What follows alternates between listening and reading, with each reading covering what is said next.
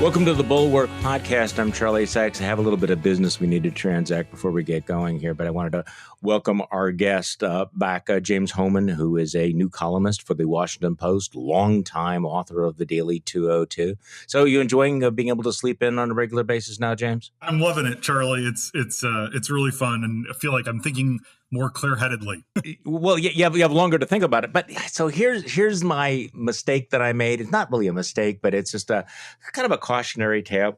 We send out the emails in the morning. I have morning shots, and it normally goes just to Bulwark Plus subscribers, but sometimes we'll send it out to just the whole world, so about 105,000, 106,000 go out.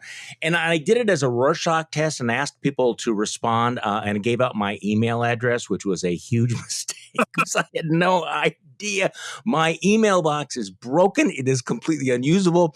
So I just feel like this is like a note in a bottle that if you're trying to contact me through email and I don't get back to you right away, it's because it is lost in thousands of responses. And what I asked James was, I kind of thought that story about the Biden administration buying 500 million vaccine doses to donate around the world, I thought of that as kind of a Rorschach test about what your politics would be, what your first reaction would be. Did you think this is what America, is about? This is what makes America good and great? Or, why should we care about the rest of the world because America first? And are we really going to be sending those vaccines to shithole countries?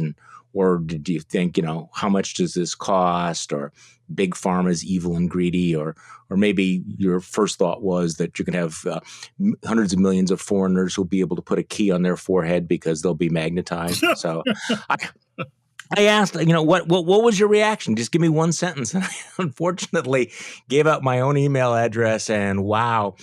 But one of the reactions I got that surprised me, I mean, most people responded, I think this makes America both good and great. Most people responded that way. But a rather substantial number of people responded by saying, why not more? Why only 500 million? Why not 5 billion? So I guess I hadn't included that in my options, but it's a big world and there's a lot of people out there, and there's a substantial constituency to go really, really go big.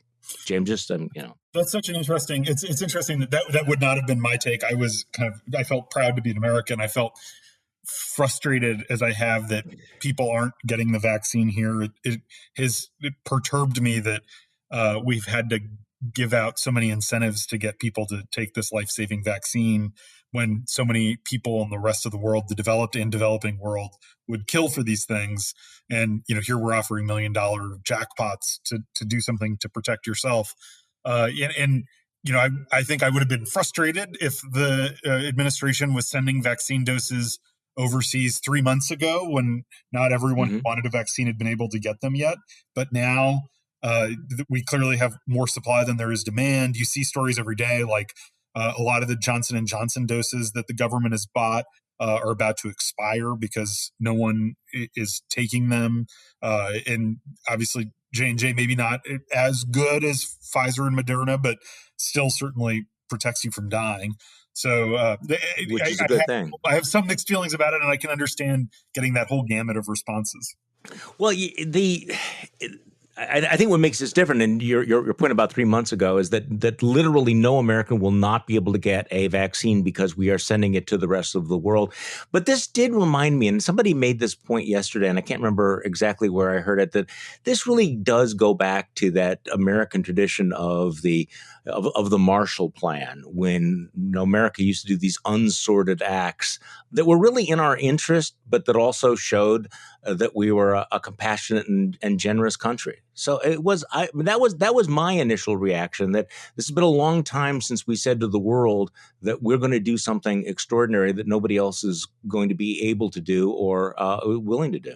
Yeah, I think George W. Bush's PEPFAR initiative on AIDS in Africa, cracking down malaria. I think that's one of those things where that was just, when you look at the cost benefit analysis, just an unadulterated success that, it fits in our very Christian tradition as a country of helping the less fortunate.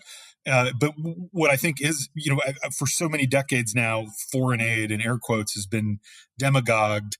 And sometimes foreign aid is too much. We have our own problems here at home to deal with. But I think that there's been a hesitancy in both parties to tout foreign aid because it just sounds bad politically. But what we have to appreciate as a citizenry is that the Chinese are being far more aggressive than us. And while we have altruistic motives of trying to save lives, the Chinese have soft power motives, which obviously we get some soft power benefits. But the Chinese are going into the Caribbean and Africa and even parts of Europe, and as are the Russians, but more so the Chinese, to give out vaccines which are not nearly as good as ours, and they're getting dividends for that. And so I think there is a very pragmatic, realpolitik reason to give these out to the world. Well, I agree with that. I mean, this really is enlightened self-interest because also it is a worldwide pandemic and we're never actually going to be safe until the rest of the world is safe as well. So it is in our interest not to have, exploding variants in other countries because there's no way for us to isolate ourselves. I mean, people may have these fantasies that we can build a wall around the United States, but when it comes to an airborne pandemic, that is just simply not going to work. All right, you had a really interesting piece about the insurrection and the January 6th, the Senate report on what happened on January 6th. But before we do that, I wanted to bounce something off of you because I find this a truly extraordinary political moment involving the Bush dynasty, and maybe it's too easy, but I still find it really revealing on so many levels that not only do Republicans feel the need to curry favor with Donald Trump and to suck up to Donald Trump. We see that picture of Elise Stefanik posing next to him down in Mar-a-Lago doing the thumbs up. But the people are willing to throw their own family members under the bus. This George P. Bush thing is just so interesting. His willingness to repudiate members of his own family to curry favor with Donald Trump. And of course, George P. Bush is the son of Jeb Bush, and he's running for attorney general in Texas against another Trumpian loyalist, the incumbent, sort of the corrupt incumbent. What is Paxton's first name? Ken Paxton. And he, of course, appeared on, people are asking about, why you're doing this and why you put out a beer koozie with Trump saying that he was the one Bush that he liked. I mean, it was really cringeworthy stuff. So here's George P. Bush on Fox News last night. When you look at my policies, I'm all about America first. Trump is the center of the Republican Party. I'm my own man. I support him, and we need to carry on that legacy, capture the lightning that he brought to the Republican Party so that we can help all of our fellow Republicans down ballot. I am my own man. Yeah. Oof, James, JVL wrote about this the other day, George P. is special. I mean, he's a dynastic legacy case who is so ambitious, he's selling out his own family and not even selling them out for a good cause. He's doing it to suck up to an aspiring authoritarian strongman. There's really no precedent for this in American politics, is there? There's really not. And I thought JVL's piece was spot on. Yeah. He basically said, look, Ken Paxton is corrupt and terrible in not just for one thing, but a lot of things. But there's a lot more politicians like him, but we don't have a lot of people who are willing to throw their dad and their mom and their grandma and their uncle and their grandpa under the bus. If someone attacked my mom as a Mexican illegal, yes, I wouldn't not just solicit their support, I would reject it if it was offered to me. Maybe that's why I'll never hold elected office in Texas. Ted Cruz turned the other cheek after Trump attacked his wife's looks a couple times and insinuated, which was bad enough, right? That was the bottom before this. Exactly. And here, it's his read of where the party is, and I think it does say a lot about his character, and I think it's really unfortunate because you don't have to embrace every part of Bushism, but if you're going to say you're your own man, you also don't need to be tweeting out pictures of yourself on the phone giddily talking to Trump and saying you're a Trump Republican. It's just, I've heard in response to my column on this from several former staffers to Jeb Bush, to George W. Bush, a lot of Texas Republicans who say that this is just, that it's painful to watch, that it's hard for Jeb Bush to watch his son do this, and that it's frankly embarrassing for the whole family. Well, it's the mom thing that I can't get past. So you mentioned, Ted Cruz willing to overlook the fact that Donald Trump had made fun of his of his wife's looks, and of course, he'd also imply that Ted Cruz's dad had murdered John F. Kennedy. I mean, those are pretty big. I mean, that was kind of the gold standard for, are you willing to overlook that to suck up to the Orange God King? Dad assassinated Kennedy and your wife is ugly. I mean, that's pretty bad. But in this particular case, George P. Bush has to overlook the fact that Trump had tweeted out things, basically racist slams against his mother for being Mexican, implied that his uncle was, had committed a little light treason, had attacked his own father, Jeb, in pretty personal terms throughout the course of 2016. So what people have to swallow and what they're willing to swallow, it just keeps ratcheting up. But your mom, yeah. I mean, really, it's just, there really is no, I was actually talking to somebody the other day and they were trying to explain this. Well, understand in Republican politics, you have to do this because this is where the Republican base is. I said, wait, stop. There's a water's edge for politics, isn't there? Or are we just like so last century now? Well, it's funny, Charlie, because, there is another way. I think there is a better way. And we'll see what happens with Liz Cheney, and hopefully she wins her primary in Wyoming. But this, that's someone who wouldn't abide someone criticizing her family and is staying true to her family's values and has paid some price for it, but I think ultimately will be remembered kindly by history for it. Yeah, it is an interesting contrast between the Cheney family and the Bush family. So this is one line here from JVL's piece the other day about George P. Said, arguing that there's no precedent for this in American politics. Look, say what you will about how far the Kennedy clan has fallen, but imagine Robert Kennedy Jr. crapping all over Bobby, Ethel, and Jack in the hopes that Hugo Chavez would tweet something nice about his anti-vax crusade. That would be the equivalent. It is. You'd have to do that. So, all right, let's talk about your piece, which had a very interesting headline: "The Insurrection Hiding in Plain Sight." And we had this report about January 6th from the Senate that really pulled its punches, didn't it? I mean, this is a long assessment that really doesn't get at the heart of what happened. It doesn't, but it's still significant. And I think that it's important to figure out what really happened. Obviously, Donald Trump is a huge part of the story, but this does focus on something that still matters, which is basically the security and intelligence failures that led to a bad response. So this isn't the be all end all, but I actually think it was a valuable step. And there clearly is a real problem with the Capitol Police Department. Again, not the biggest issue in the world, but it's just devastating the number of warning signs that they had for weeks and weeks that something bad was going to happen, and they're just really utter failure to prepare for or respond to it. Well, this is what you wrote. You said, when historians review the U.S. Capitol Police's embarrassing performance in the days and weeks leading up to the January 6th insurrection, they will surely retell the story of the locked bus, tale sadly reminiscent of the Keystone Cops. So tell me about the story of the locked bus. No one has reported on this. It was actually, it's an aside, a parenthetical in this 128-page report. And I hadn't heard about it. But so what happened was, they knew there were going to be large crowds coming to the Capitol. And so they called up 7 platoons of basically, riot cops. But they told them not to wear riot gear because they were concerned about the optics of having people in riot gear surrounding the Capitol. And so they were told to just show up in their regular, daily police uniforms. And then they said, well, if there's a problem, we're going to stage all of the shields and the helmets and the body armor on a bus, and then if we need it, we can grab it off the bus.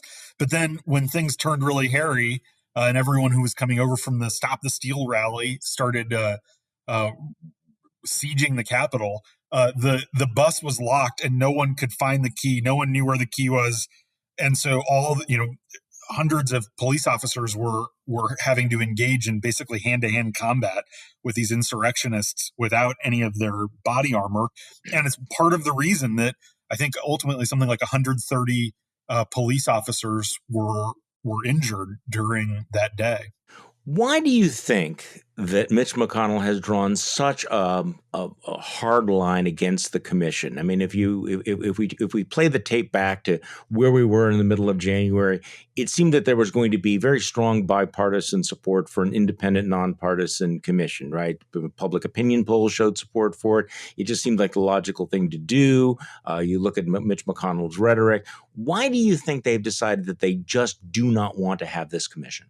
Well, as well as I do, I think that the main reason is just a fear of Trump himself lashing out at McConnell and getting, agitating to support primary challengers to people like John Thune.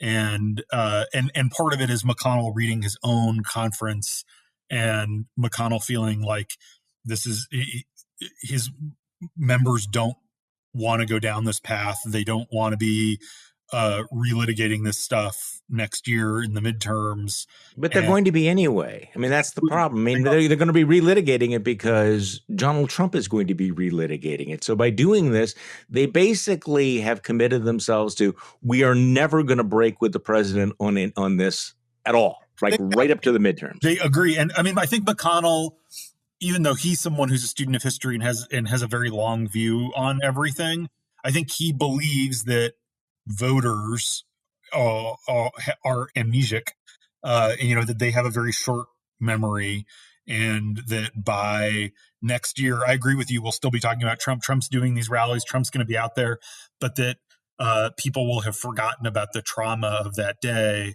especially if you can stop any more damaging revelations coming out. It's similar in some ways to the Mueller report in the way that the polls, and even early on, people like Tom Tillis, even Lindsey Graham, were supportive of letting Bob Mueller do his work. And then, it kind of changed their tune because they thought, Trump's going to be Trump, but as long as we can prevent more damning information from coming out, then we'll be able to change the subject, or at least sufficiently muddy the waters to keep the focus on whatever culture war they decide to fight that week.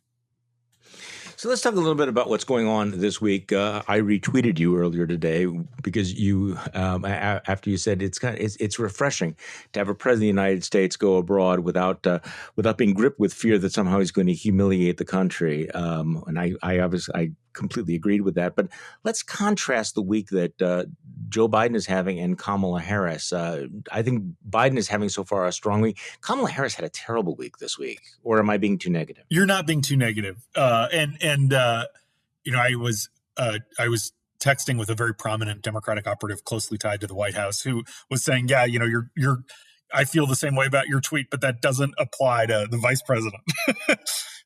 And it is a reflection that, that it's a tough trip. She didn't have a good answer when Lester Holt from NBC interviewed her, about why haven't you gone to the border. That sort of gave fodder for people to criticize that, even if it is kind of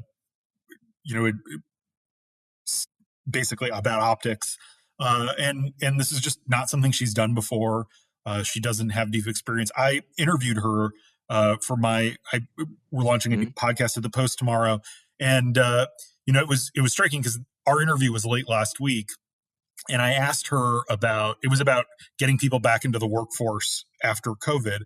And I asked her about the labor shortages and the supplemental unemployment benefits. And it was really interesting because she kind of said, no one doesn't want to work. Everyone, wants to be employed, and kind of gave this really strong, firm answer, pushing back on, all this data that people are getting benefits and not working. And then the very next day, both Jen Psaki and President Biden sort of backed off that position and said, no, we want these things to expire in September. So I do think that some of this is just growing into the role and being a little more nimble. I guess I'm a little puzzled why they don't just tear the bandage off and send her to, send her down to the border, have her, hug some kids and, say the kinds of things that you normally do and then tout the progress you've made. It's almost like they've just dug in their heels on this because this has become a talking point on Fox News and Republicans. They don't want to feed the beast, but how could she not have been prepared for that question? Well, you'll have to remember, when they first announced, I agree, when they first announced that this was going to be her portfolio, the Harris people publicly kind of insisted that her portfolio does not actually include the border, that her portfolio is the Northern Triangle, that it's these countries like Guatemala and El Salvador where these caravans are coming from. And so I think part of it was this desire to not own the border because obviously it is a mess, and not wanting that to be her mess. And then they kind of got locked down into this headspace where they can't just pull the Band-Aid off now without sort of basically, in their view, tacitly acknowledging that the border is her problem. I think that that's a short-sighted approach, and they're going to have to reconsider. But I also think they feel like public attention has sort of moved on, that it's not outside of the kind of talk radio and Fox News, that it's not as resonant an issue as it was a couple months ago. So why draw more attention to it? But obviously the kerfuffle with Lester Holt shows that it is still a live issue, and it potentially could be a really motivating issue for Republicans in the midterms. Let's talk about the midterms. I want to talk about something you wrote a couple of days ago, how populism could help Democrats blunt the GOP in the midterms. So talk to me about that a little bit, about what kind of populism. And in the back of my mind, the reason I'm asking this question is it strikes me that the Republicans and Democrats have two completely different definitions of populism. And in a lot of ways, they're talking past one another. So give me your thesis here. Yeah, basically, it's not saying that that's substantively the best thing. And I agree that Republicans and Democrats view populism differently. And a lot of times populism, maybe it gets it's in a reductionist way, overly simplified. But what I mean by that is that there's a lot of internal Republican polling that I've seen that's going around, that, Democrats have been struggling with Hispanics, working class folks, because I think there was a lot of frustration about some of the overly severe COVID lockdowns last year. A lot of, I do think we're living through this once in a generation realignment, but they need to show the working class who would be Democrats. Not all working class people are going to be Democrats, but that they need to shore up some of these working class voters that have drifted toward Trump, and that it's not enough for Democrats to just count on winning the suburban voters who were so rightfully revolted by Trump, but that a lot of those voters are going to move back toward Republicans next year, because they're center right. We're a center right country, and they are going to want to put a brake on what's happening in Washington with unified Democratic control. So you can't count on suburban white women crawling over glass to vote against any Republican the way you could in 2017, 2018. And so you have to figure out a way to appeal to some of these people who voted for Barack Obama and John Kerry. And I think talking about, the money in politics, talking about corporate taxes, I think that there's a fear among a lot of Democrats to do that because it alienates their donor base, but that it actually helps resonate with some of those voters whose support they're going to need to hold the House and Senate. Well, the reason I was saying that the two parties talk past one another, the Democrats seem to see populism in economic terms, in terms of taxes, spending, various programs, whereas Republican populism, it may be rhetorically anti-corporate, but it's basically just culture war stuff. Right. This is not an original comment here, and so. I guess, what is your sense about the Hispanic vote? How much of that was a response to cultural populism on the right, while the Democrats are emphasizing identity politics and economic populism? Yeah, I think it's an amazingly important question.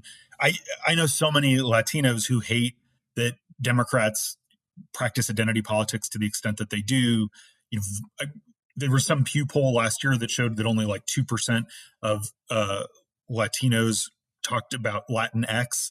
And I was struck recently, I was reading through Elizabeth Warren's new book, and on the campaign trail in 2020, she always said Latinx. And back in her new book, she says Latinos again. And it's because that was something that's, invented by some grad student somewhere at some, trying to be inclusive or whatever. But that most Latinos don't even understand what Latinx means. And that's how the Democratic Party thought they were sort of relating to this community.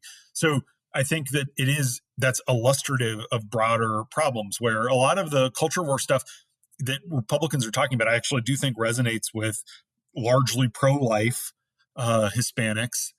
The community is not a monolith; it's tens and tens of millions of people. But I think the bathroom stuff and a lot of the transgender athlete stuff, I think that actually resonates with a lot of Hispanic voters who are sort of middle class, who feel like, to your point about populism, Democrats, when they talk about populism, the Democrats aren't focused on some of those economic bread and butter issues. Right. And one of the other problems is I think a lot of times when Democrats are talking to Latinos, they talk about immigration and they think, like we're going to run a Spanish language ad, it should be about immigration. But most Latinos, frankly, don't really care. They're U.S. citizens. They're here. If you're not a Mexican American, the wall is a lot less resonant. If you're a Venezuelan in Florida, talking about the wall doesn't really bother you as much. So I think that Democrats need to realize you can't just talk about immigration when you're talking to Hispanics. I've also had a series of discussions with people on the left about after I tweeted and wrote that maybe we should stop using phrases like birthing people in place of mothers and fathers, and these pained explanations about why this is important to use the term birthing people. They say, hello, let's have a reality check here.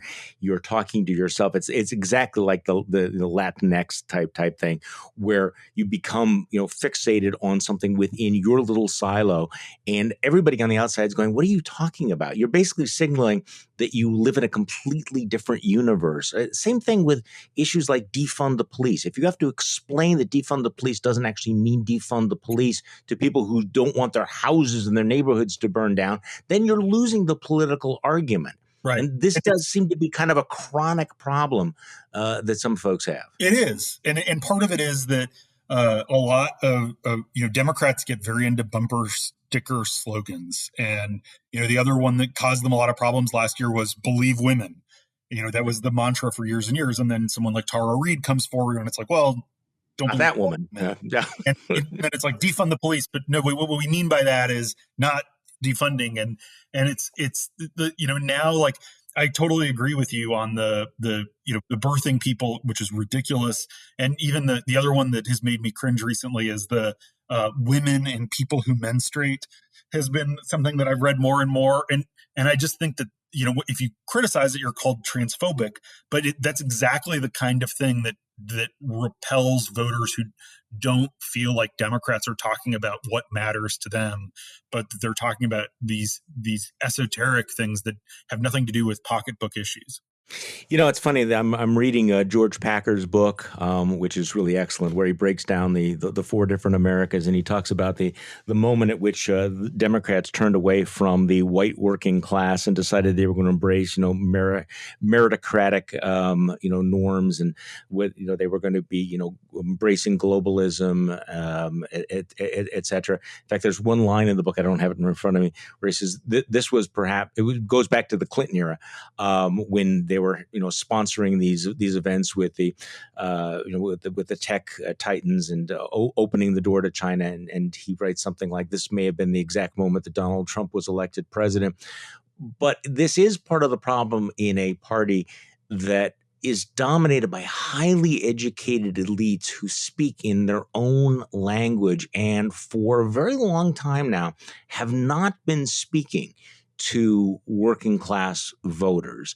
And I think that this is one of the questions, is whether or not Democrats can figure out a way to cut through their own rhetoric and begin talking to people that they've neglected and lost rather dramatically. You want to talk about an historical realignment.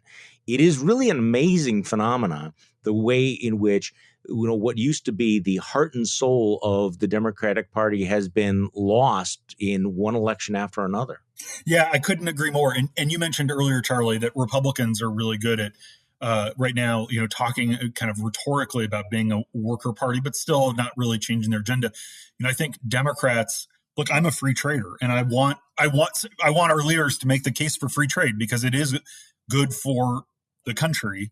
But I think that Democrats have done a bad job at trying to explain, like something like the TPP, and so it has helped, Republicans win over some of these voters because ultimately no one's making the case for the fact that TPP was about countering China, not empowering them, and so Democrats have totally fallen into that trap, and then I think, to your point, they've become super condescending toward anyone who doesn't sort of get it, in quotes, and that is a huge turnoff for so many voters that I've talked to around the country who I think, are ancestral Democrats, and just a lot of the condescension is that Democrats feel like they shouldn't have to explain to you why they're doing what they're doing. Yeah, the condescension and contempt can really be deadly in American politics. So let's talk about what's happening right now with the Biden agenda in Congress and the filibuster. I feel like we've talked about the filibuster almost endlessly, but this seems like the last week it seemed like a moment at which there was a reality check for Democrats that they are not going to necessarily be able to push through this FDR-like transformative agenda.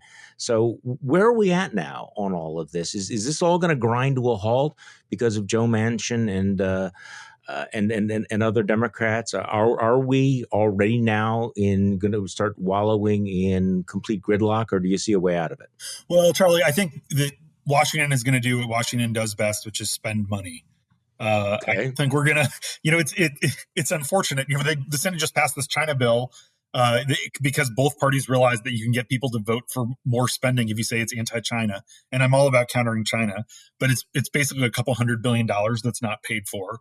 I think what's going to happen, there's a couple more bites at the reconciliation apple that they can get, and both sides want to spend money on infrastructure. They're a couple $100 billion apart. Obviously, negotiations hit a hiccup this week, but I worry what's going to happen is that they are going to find a way to pass a infrastructure bill that spends $800 billion, and that doesn't, it's a lot harder to get people to vote for revenue. And the two sides are far apart on revenue. And so I fear that we're just going to see a lot more spending, but we're not going to see any kind of reform. The thing about the HR1, S1, it was always a messaging bill. And I think Democrats have really screwed this one up because it was never going to pass with 60 votes. It's really a Christmas tree of Democratic wish list stuff. But they kind of told their base, if you elect us, we're going to pass all this stuff. We're going to do redistricting reform.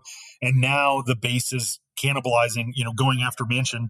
Joe Manchin's happy to be the heat shield because he really is speaking for like 10 Democrats. But I think this is one of those things where Democrats have sort of been foolish because now they've alienated their own base. And there is a risk that if they're not going to get rid of the filibuster, they're not going to pass stuff like this. Frankly, it never was going to pass. But now you could have examples of liberals being angry come next fall. Okay, this strikes me as tantamount to political malpractice, because you're absolutely right, and I tried to make this point a couple of months ago. That HR1 was this massive bloated gas bag of a piece of legislation that was not designed to actually pass. There was no way it was ever going to pass. It did seem like it was. As you point out, it was just all about messaging. But the message to the base was, this is democracy. If we don't pass HR1, then democracy will die, when they should have known all along that it was not going to pass. So in the last several months, rather than crafting legislation that could actually win, that could actually persuade a Joe Manchin, that might actually get votes, or that might actually be more, get them closer to creating the momentum for filibuster reform, they kind of just stuck on HR1. And HR1, again, it was there was no way. So how did they manage to screw this up so badly? I think that this is one of those things where I think the short answer is Chuck Schumer was terrified about getting a primary challenge, and she was, thinking about getting challenged from his left in New York in 2022 when he's in cycle, and he basically was willing to kind of like give it's a bunch of different interest groups that want this stuff, and so he could give all these different interest groups something in this bill. Ironically, there's so many different giveaways to interest groups in S1 that certain interest groups dislike other parts of it, like the NAACP and the ACLU are really uncomfortable with some provisions. There a lot of African American members of Congress actually are fine with partisan redistricting, for example, because it ensures they have safe seats. Someone like Jim Clyburn in South Carolina has always been uneasy about a lot of these kinds of initiatives. And so it was the effort to please everyone ended up achieving nothing and making everyone kind of angry ultimately at Schumer and members of his conference. Well, and you made the important point that Joe Manchin is being vilified right now, although he's not alone. He is taking the bullets for a lot of other Democrats who basically take the same position. There's also something odd about this because all of the attacks on Joe Manchin and the threats against Joe Manchin. Look, if you don't have Joe Manchin in the Senate representing West Virginia, who do you think you're going to get? You're going to get a West Virginia version of Louis Gohmert. Right. You're not going to get an upgrade. He's the only conceivable Democrat who could ever be elected in West Virginia. So what exactly do you think you're accomplishing by beating the crap out of Joe Manchin? How do you advance anything? It baffles me. It is baffling and it's frustrating. And I think people want someone to be angry at on the left, and it's so short-sighted. And, I don't think Manchin's going to change parties. And I do think Manchin is sort of okay with it. But Manchin, I think that there is some risk of alienating Manchin. Ultimately, when you think about West Virginia politics, Manchin wants to spend money. Like Manchin wants to call up mayors in small town West Virginia and say, I just voted for this infrastructure bill and reconciliation that's going to give you $14 million for this, a new city hall and new broadband. And that is where Biden's agenda is going to end up going. And, obviously the left is they're trying to get their licks in, but it is kind of baffling to watch. And I do think it is just, it's so emblematic of a lot of the problems that Democrats are going to have going forward, because to be a majority party, especially with the way the Senate is structured, you're going to have to find ways to have people like John Tester from Montana and Joe Manchin from West Virginia, but even Maggie Hassan from New Hampshire. You have to find a way to elect those people, and you have to understand that Kristen Sinema, they're not going to support every single liberal wish list item. So let's go back to the spending. Because this is something that Washington does and both parties like to do. They like to spend lots of money. Why have we not had a bipartisan deal on infrastructure? This strikes me as one of the easiest things to do is to come up with an agreement to spend hundreds of billions, if not trillions of dollars. So where do you think we're going on all of that? The talks broke down this week. Do you think that there will be a bipartisan deal? So the big holdup, Charlie, the reason it hasn't gotten done is revenue. And I do think part of it is that Biden actually does feel like he made this promise not to raise taxes on anyone who makes under $400,000 a year. And he's been around politics long enough to know that he'll get slaughtered if he backs down off of that promise. And he sees a gas tax and user fees as a tax on people which it is. Right. And so I think that there's a lot of sense in saying, okay, well, let's raise the gas tax to pay for roads because it's the people who are using the roads should pay for them. But I do think that that's a red line for Biden, just because he watched what happened to George H.W. Bush in 92. And so I think that actually has been the biggest holdup. And ultimately, like I said earlier, I do think where this ends up is just Biden wanting to get something done and to put points on the board. So agreeing to just spend a bunch of money without paying for it at all, and saying that ultimately it's going to pay for itself with more economic development, which will be totally, BS. But I think that's where we're headed. No, and I think you're right, because they both want to spend money. They don't want to raise taxes. That's going to be complicated. And neither party really gives a shit about the deficit anymore. So why not? And so they'll find a way to paper it over. They don't give a shit because voters don't. No one ever. It's kind of one of those things where, and it's unfortunate because people should, but they're not. No one's really getting blowback. And then so many Republican senators lost credibility on this issue. Over the last 4 years and over the last 8 years, and Democrats have never really cared. So it's super problematic because we are, when you look at that $1.9 trillion American Rescue Plan, you have all these states right now that have these giant surpluses, like California, $50 billion or something. And that's money that we've taken out as a loan that we're going to have to pay back with interest. And, it was clearly way, way too much money, and it wasn't paid for at all. And none of that is waking people up. And we are going to have a very painful come down eventually when the sugar high runs out. But that's not going to happen this year.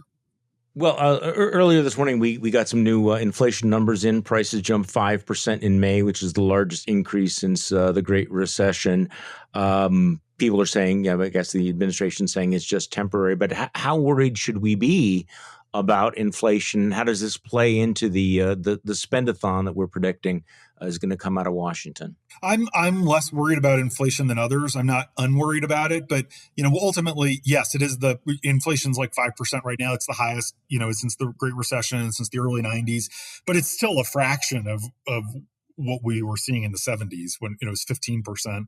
But there's too much money sloshing around in the system. In some ways, that's going to prevent a really painful recession. We're going to have to pay for it later. But I don't think that it's intrinsically as alarming as a lot of Republican campaign committees are trying to make it out to be. Okay, so how much should we read into the primary results this week in Virginia and New Jersey? One narrative is that the Democratic establishment had a good week. The far left candidates have lost, so it's another data point about the fact that the Democrats are still comfortable with a centrist direction. Yeah, fair? That's right. I think that is fair, and I think that I think Joe Biden beating Donald Trump. If Biden had lost to Trump, I think that we'd see like a lot of crazy socialists winning some of these primaries, maybe not in the Virginia governor's race, but the fact that Biden beat Trump and is doing, is been liberal, it allows someone like Terry McAuliffe to appeal to liberal voters. It just makes people more comfortable with some of their throwbacks. I think that the low turnout is a big warning sign for Democrats. Now, Republicans obviously had kind of that weird modified convention where turnout was pretty low relative to even what was expected. I think, like half as many people as registered actually showed up to vote. But the Democratic turnout was really low. It was slightly higher than 2009 when Bob McDonnell, the Republican, won the Virginia governor's race by 18 points, but it was far lower than in 2017 when people were so angry at Trump and showed up for Northam in big numbers. And there was a competitive Democratic primary that year. So I do think it's a problem for Democrats that turnout is so low. And frankly, I really think that Republicans could win the Virginia governor's race this year. Doesn't have a paper trail. Biden won the state by double digits. But it's exactly the kind of dynamic and national atmospherics where the Republicans just not super objectionable. Democrats will spend $100 million trying to tie him to Trump, but he's really not closely tied to Trump. And this, I wouldn't be surprised at all if Republicans won the governor's race. All right. One last question. This Inspector General's report that was released yesterday saying that when the park police, led law enforcement officers into those peaceful protesters outside Lafayette Square last June, they did so as part of a plan made days earlier to build a fence around the park to protect police officers, and it was not intended to facilitate the visit minutes later by President Donald Trump to a nearby church. Look, I'm sorry, but I'm having a hard time buying this. I really am. Yeah, me too. And I think it's one of those things where a lot of the Trump is claiming this is totally exonerates it, but it doesn't do that. This timing is suspicious of when they did it versus when Trump did his photo op. There's a lot in this report that is redacted, and ultimately, like I think the key thing is last week in federal court, the government acknowledged that they did use tear gas against civilians who were not warned to leave, were not violating any rules. It clearly was unnecessary, and the Trump folks insisted adamantly and on the record last summer that they did not use tear gas, and now the Justice Department is admitting in open court that yes, tear gas was used. We knew that at the time. There were tear gas canisters that were left over, but Trump and his people vigorously denied. They demanded a correction in a story I wrote that said tear gas, and so the idea that Trump has somehow been exonerated for the horrible behavior at Lafayette Square last summer is bunk. Yeah, I think so as well.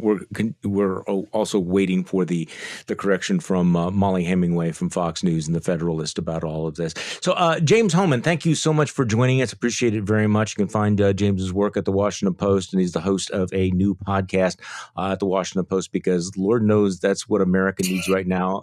Another new another podcast, right? Exactly. So, James, thanks a lot. Thank you, Charlie. My pleasure. And thank you all for listening to today's Bulwark Podcast. I'm Charlie Sykes. We will be back tomorrow, and we'll do this all over again.